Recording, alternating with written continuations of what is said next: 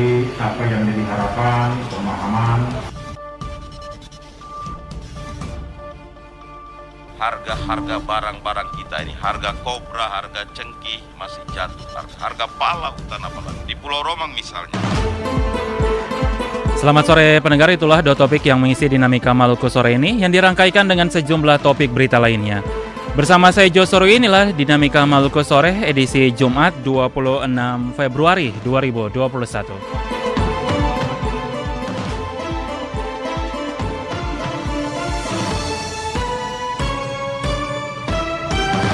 Berita selengkapnya.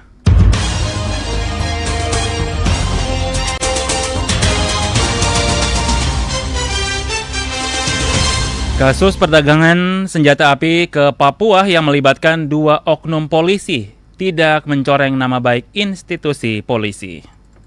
Kapolda Maluku Irjen Polisi Repli Andri mengungkapkan Polda Maluku dan Polresta Pulau Ambon Lease tidak sedikit pun merasa tercoreng dengan ulah 2 anggota polisi di Maluku yang ikut terlibat dalam bisnis penjualan senjata api dan amunisi. Penegasan itu disampaikan Kapolda dalam dialog Kamtipmas bersama jajaran polisi dan masyarakat. Diakui Irjen Polisi Repli Andri, setelah kasus bisnis jual beli senjata terungkap, ada yang menilai nama baik institusi telah tercoreng. Padahal yang harus dilihat adalah sisi positif dari kasus tersebut. Memang apa yang kita lakukan itu tidak terlepas dari apa yang menjadi harapan, pemahaman, demikian juga partisipasi masyarakat.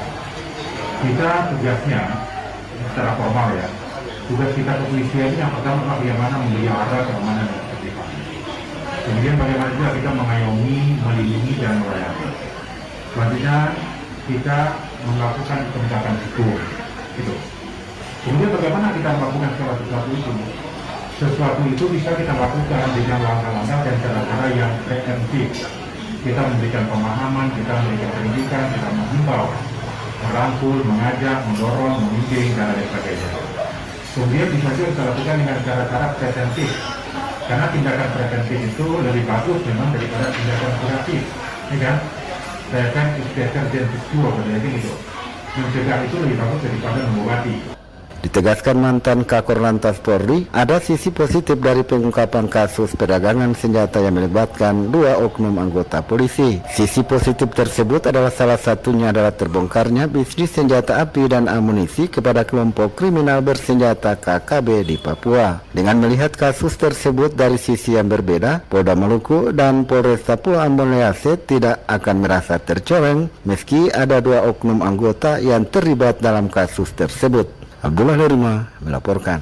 Kota Ambon adalah satu dari 10 di Indonesia yang dinilai memiliki indeks toleransi yang cukup tinggi. Kota Ambon adalah salah satu dari 10 kota di Indonesia yang dinilai memiliki indeks toleransi yang cukup tinggi berdasarkan hasil penilaian dari Setara Institut dengan memberikan apresiasi berupa penghargaan kepada Kota Ambon karena Kota Ambon bersama 9 kota lainnya di Indonesia masuk dalam indeks toleransi tertinggi. Lohana Pesi menjelaskan, rencana penyerahan penghargaan kepada pemerintah Kota Ambon akan diberikan langsung oleh Menteri Dalam Negeri Tito Karnavian di Jakarta dan diterima nanti oleh Wakil Wali Kota Ambon Syarif Hadler pada acara penyerahan tersebut. Itu akan memberikan apresiasi dan penghargaan kepada Kota Ambon sebagai satu di antara 10 kota di Indonesia yang mendapat ranking tertinggi sebagai kota dengan indeks toleransi tertinggi di Indonesia. Wakil Wali Kota akan terima itu oleh Mendagri di Jakarta. Itu saya akan rapat Istana Negara. Sebagaimana Wali Kota menegaskan, pada waktu bersamaan akan melakukan rapat di Istana Negara dalam rangka persiapan penyerahan Benteng Victoria dan relokasi markas Kodam 16 Patimura yang telah dirampungkan seluruhnya untuk selanjutnya dilaporkan kepada Kantor Staf Presiden Republik Indonesia. Sebagaimana apresiasi dan penghargaan kepada Kota Ambon sebagai satu di antara 10 kota di Indonesia yang mendapatkan ranking tertinggi sebagai kota dengan indeks toleransi tertinggi, maka ucapan yang sama juga disampaikan Wali Kota Pangdam 16 Patimura, Korem, Dandim 1504 Ambon, serta lembaga kementerian yang ada, sehingga seluruh pentahapan proses penyerahan Benteng Victoria sejauh ini dapat berjalan dengan lancar. Udin Sanaki melaporkan. Pendengar, penerapan protokol kesehatan juga perlu diawasi secara ketat pada tiap moda transportasi. Karena dengan adanya pengawasan tersebut turut menentukan keberhasilan upaya pencegahan penularan COVID-19. Prevalensi kasus COVID-19 di Indonesia terus bertambah setiap harinya. Untuk itu, penerapan protokol kesehatan juga perlu diawasi secara ketat pada moda transportasi darat, laut, maupun udara. Karena dengan pengawasan tersebut turut menentukan keberhasilan upaya pencegahan penularan COVID-19. Berkaitan dengan pengawasan prokes pada moda transportasi di Maluku Utara, Kepala Dinas Perhubungan Provinsi Maluku Utara, Armin Zakaria, kepada RRI menyampaikan, regulasi terkait penerapan prokes pada moda transportasi di Maluku Utara sudah dilakukan pihaknya, yaitu dengan menerapkan pembatasan jumlah kursi di setiap kendaraan, juga berbagai aspek pengawasan telah dilakukan sejak awal COVID-19 melanda Maluku Utara. Banyak regulasi menyangkut dengan angkutan massal atau transportasi di laut maupun di udara, itu sudah ada regulasinya untuk prokes, pencegahan penerapan protokol kesehatan di terminal, ruang tunggu, maupun di atas kendaraan, di atas kapal, di atas pesawat, maupun di kendaraan umum. Itu sudah ada pengaturannya, dan kalau di angkutan ini tempat duduknya kita buat jarak. Jadi misalnya tadinya ada tempat duduk berdekatan 2-3 orang, kita kasih kosong yang satu di tengah, kita buat jarak. Nah, yang kedua, pengawasan di terminal maupun di pelabuhan itu selalu dilakukan oleh KSOP sama KKP. Ditambahkan Armin, walaupun sejauh ini regulasi terkait pemberlakuan protokol kesehatan COVID-19 pada transportasi sudah ditetapkan, namun sejauh ini masih ada moda transportasi yang tidak menjalankan regulasi tersebut. Instruksi dari gugus tugas pusat maupun dari Kementerian Perhubungan itu untuk transportasi laut itu dibatasi 70%. Nah, untuk transportasi udara 80%. Tinggal pelaksanaannya di lapangan itu yang kita perlu koordinasikan. Kadang ada yang tidak jalan, kadang ada yang jalan. Kita berharap para ABK ini selalu mengikuti prokes. Dulu bahkan ada edaran atau ada sanksi yang diberikan. Misalnya kalau sampai dihimbau, disosialisasikan tidak mengikuti, bisa saja salah satunya kita minta kepada pasar bandar, kalau dia melawan ketentuan-ketentuan atau arahan atau petunjuk pemerintah, ya cabut saja izinnya untuk sementara, kan, bekukan. Itu sebagai treatment untuk dia patuh terhadap protokol kesehatan. Diharapkan kepada pemilik moda transportasi agar dapat menerapkan protokol kesehatan pada jasa angkutan miliknya, juga kepada para pelaku perjalanan agar dapat mematuhi protokol kesehatan yang telah ditetapkan pada masing-masing pintu masuk pelabuhan, baik itu bandara maupun pelabuhan laut, sehingga laju penyebaran COVID-19 di Indonesia dan Maluku Utara khususnya dapat dihentikan. Davi Baba melaporkan. Pengurusan dokumen ekspor barang dapat terpantau melalui sistem terintegrasi atau INSW.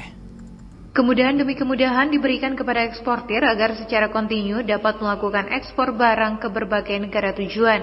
Semua eksportir tidak perlu bolak-balik membawa berkas fisik ke kantor Bea Cukai maupun kantor karantina sebelum pengiriman barang. Budi Santoso, tim percepatan ekspor, Kantor Pelayanan Kepabeanan Bea Cukai Ambon menuturkan, yang perlu dimiliki eksportir adalah nomor induk bersama atau NIB yang dilogin melalui oss.co.id. Setelahnya akan keluar pemberitahuan ekspor barang atau PEB. Sistem yang dipakai saat ini tandasnya sudah terintegrasi dalam Indonesia National Single Window atau INSW. Pada INSW dapat terlihat dokumen apa saja yang belum dilengkapi eksportir. Baru ya, masih bertanya-tanya. Apa sih yang harus kita siapkan nanti kalau dalam menjalankan ekspor yang sesuai regulasi yang ada? Jadi pertama yang penting itu yang bersangkutan, perusahaan atau di dalam hal ini mungkin yang lebih bawah ya, itu harus mempunyai NIB, Pak, nomor induk bersama. Ini kan bisa online pendaftarannya lewat OSS GoID. Di situ setelah dapat NIB yang dipastikan akses kepabeanannya sebagai eksportir. PEB, karena kita sudah terintegrasi dengan INSW, Indonesia National Single Window. Itu penting karena kita harus tahu komoditi apa yang kita ekspor nanti. Misalnya kalau terkait produk ikan, produk ikan kan mesti harus ada izin dari karantina ikan. Izin dari karantina ikan ini yang bersangkutan memang ke karantina ikan, tapi pihak karantina ikan nanti akan upload perizinannya ke portal INSW. Nah, setelah si pihak karantina upload ke dokumen perizinannya ke INSW, si eksportir upload sending dokumen ekspornya ke sistem Beacukai INSW. Nanti di INSW kan akan dicek regulasinya. Sedangkan untuk ekspor melalui jalur udara maupun laut yang keluar dari bandara dan pelabuhan di Ambon tetap tercatat dalam ekspor Maluku. Walaupun barang yang diekspor masih menyinggahi Bandara Juanda Surabaya maupun Bandara Soekarno-Hatta, juga pelabuhan Tanjung Perak maupun Tanjung Priuk. Nami Ramalia melaporkan.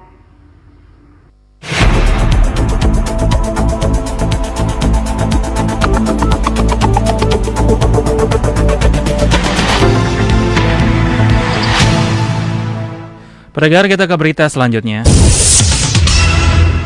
Mutasi dan promosi perwira tinggi TNI Pangdam 16 Patimura, jabat Pangkogap Wilhan 3. Selengkapnya kami hadirkan dalam laporan berikut ini. Pangdam 16 Patimura Majen TNI Agus Rohman resmi menjabat sebagai Panglima Komando Gabungan Wilayah Pertahanan 3.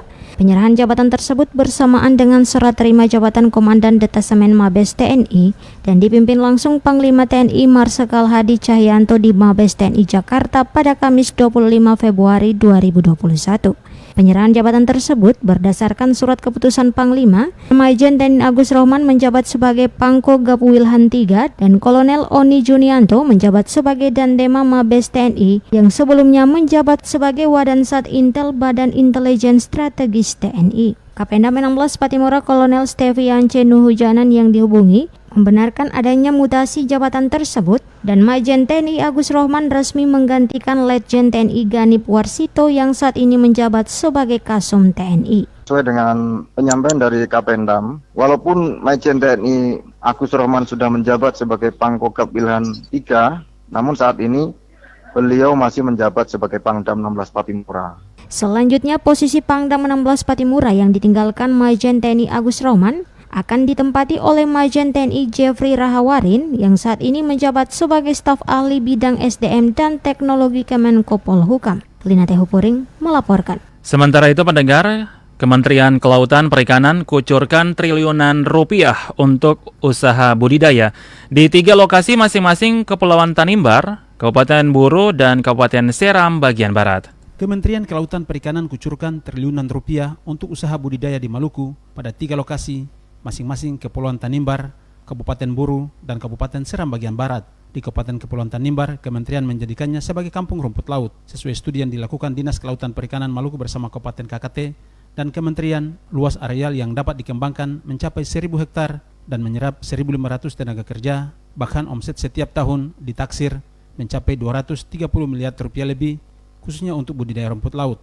Di Kabupaten Seram bagian Barat, Kementerian telah merancang Kampung Kerapu dengan 1.000 hektar kawasan budidaya yang memiliki potensi mencapai 3,2 triliun rupiah setiap tahun dan dapat menyerap 2.000 tenaga kerja.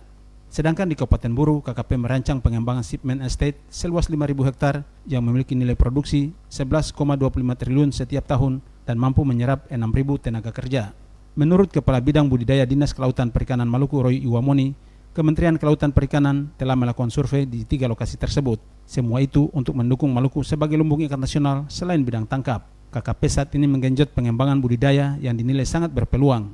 Data potensi kawasan budidaya di Maluku yang dirilis Dinas Kelautan Perikanan Maluku tahun 2019 menyebutkan potensi garapan budidaya masih sangat kecil, yaitu 4,12% atau 7.544 hektar dari 183.046 hektar lebih. Total produksi perikanan budidaya tercatat 620.841,69 ton, meliputi 99,62% produksi rumput laut atau 618.482 ton dan 0,38% berasal dari produksi budidaya perikanan atau 2.359,5 ton. Pendengar, itulah laporan dari BRC Minan Larat. Pemerintah daerah diminta perannya untuk menjadi fasilitator menghubungkan petani cengkih, pala, dan kopra dari Maluku dengan pihak industri. Anjloknya harga sejumlah komoditas pertanian di Maluku seperti cengkih, pala, dan kopra merugikan petani. sebab biaya produksi atau suplai pengiriman ke Surabaya cukup tinggi tidak sebanding dengan keuntungan yang diperoleh saat panen. Diakui anggota DPRD Provinsi Maluku Anos Jeremias, petani Maluku membutuhkan harga jual komoditas yang stabil agar gairah produksi terus terjaga. Karena itulah dibutuhkan peran kebijakan pemerintah daerah yang berpihak pada petani.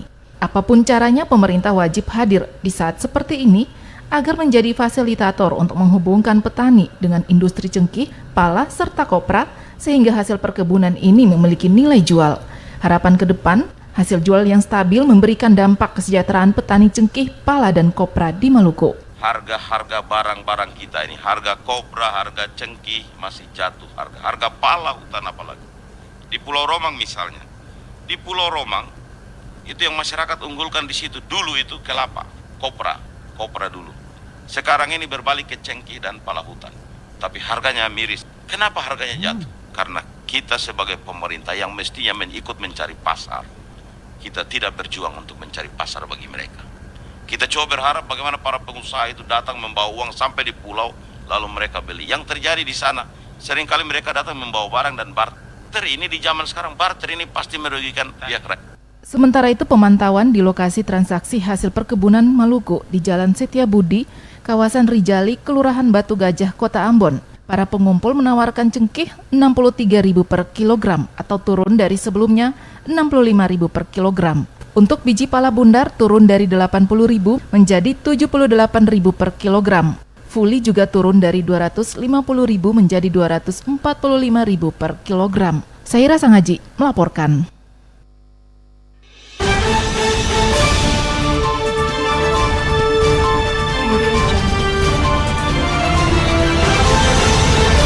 Pendengar, informasi tadi sekaligus mengakhiri kebersamaan kami menemani Anda di Dinamika Maluku edisi sore ini. Sebelum berpisah, kembali kami sampaikan topik-topik utama sore ini di antaranya. Kasus perdagangan senjata api ke Papua yang melibatkan 2 oknum polisi tidak mencoreng nama baik institusi polisi. Pemerintah daerah diminta perannya untuk menjadi fasilitator menghubungkan petani cengkih, pala, dan kopra dari Maluku dengan pihak industri. Mewakili seluruh kerabat kerja yang bertugas, terima kasih Anda mendengarkan kami. Tetap jaga kesehatan Anda. Saya Jo Sorui, selamat sore.